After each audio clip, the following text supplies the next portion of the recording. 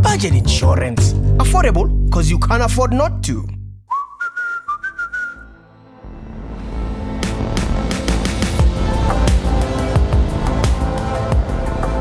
This is the very latest Porsche Cayenne Coupe GTS. It belongs to a segment which I don't particularly enjoy, that of sporty SUVs. But maybe, just maybe, this one has the right stuff to win me over. Porsche has been building Cayennes since 2004, which means over the last 16 years they've had a lot of opportunity to get very, very good at building very fast SUVs. And I don't know if you remember the first Cayenne, but it was, wow, it was challenging on the eyeballs. It was interesting to look at. And I think they've done a wonderful job with the new Cayenne in terms of styling, because it looks quite compact and very sporty, a lot sportier than the first generation Cayenne.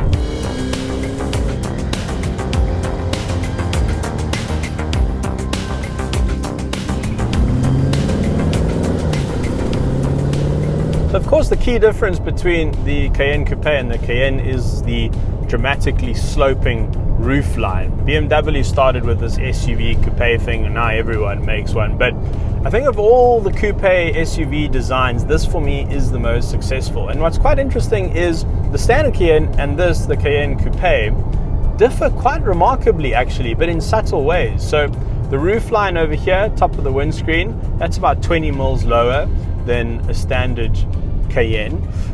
Of course, the roof slopes dramatically at the back, but besides the front end of this Cayenne Coupe, every body panel is different on this car compared to a standard Cayenne. It's also slightly wider. The chassis is slightly wider, the rear track by 18 mils, and so the car has a slightly more purposeful stance. It's really subtle, but it adds up to make it look very sporting. They definitely got that right. The interior is interesting. It screams Germany, but in a very good way. The first thing you notice is how squared off everything is, but it certainly grows on you. I love the 5-dial instrument setup, a design theme which has carried through decades of Porsches. Some nice touches include the way the buttons light up when you turn the car on, seemingly out of nowhere. The seats are a particular highlight. It feels like they were made out of a mold of my very own backside.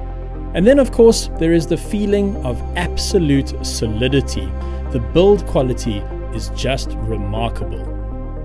So once you get out onto the open road with this Cayenne GTS, you start to realize how sporting its character is. And of course, this is a Porsche. In standard mode, normal mode, it has to be pretty damn good to live up to the name. But down here, mounted on the steering wheel, is this little jog wheel, and the little pilot light shows you which mode you're in. One click to the right and you're in sport mode, and everything gets a bit more aggressive. The throttle gets a bit more sensitive, the gearbox map, the steering weightens up a little bit. It opens the flap in the exhaust so you get all of the oral goodness from that V8 engine up front. And it stiffens the suspension by 50%, but no one really likes anything to be at medium stiffness, so let's go up to Sport Plus, and that cranks everything up even more. Now we're at 100% stiffness on the suspension, but wait, there's more. This is like a very marked, because in the middle of this jog wheel there's a little black button, and when I push that, I get a countdown timer on the dial on the right of the tachometer, 17, 16, I've got 20 seconds, and I've got absolutely everything this engine's got to give at my disposal. Here we go, 6,000, sheesh. Oh my word, that is fantastic. That's a lot of go. The steering weightens up so nicely. This is about as pure a sports car experience, I think, as you're going to get an SUV from any brand. Maybe there are SUVs that are more comfortable, maybe there are SUVs that provide a bit more interior space, but for a combination of all of the above, this is pretty damn hard to beat. So power and torque are up on the previous twin turbo V6. in this, the twin-turbo V8, resulting in 338 kilowatts and 650 Newton meters. And that means, interestingly, that it is quite underpowered compared to the cheaper BMW X5 M50i. That car packs 390 kilowatts and 750 Newton meters of torque.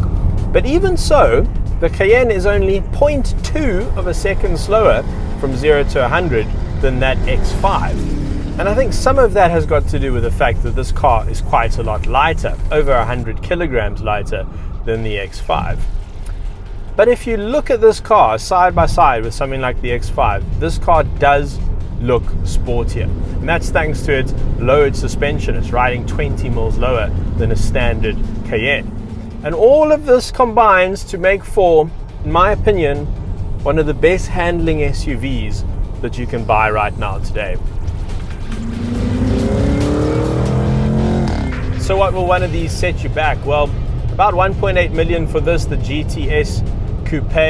The GTS Coupe comes with a bit more equipment compared to the normal Cayenne GTS. For instance, they've thrown in PDC and a reverse camera as standard because it is quite hard to see out of the back of this car. So that's quite nice. As far as sports SUVs go, I'm not sure it gets better than this. I mean, I haven't driven the Lamborghini Urus, but that costs twice as much as this thing.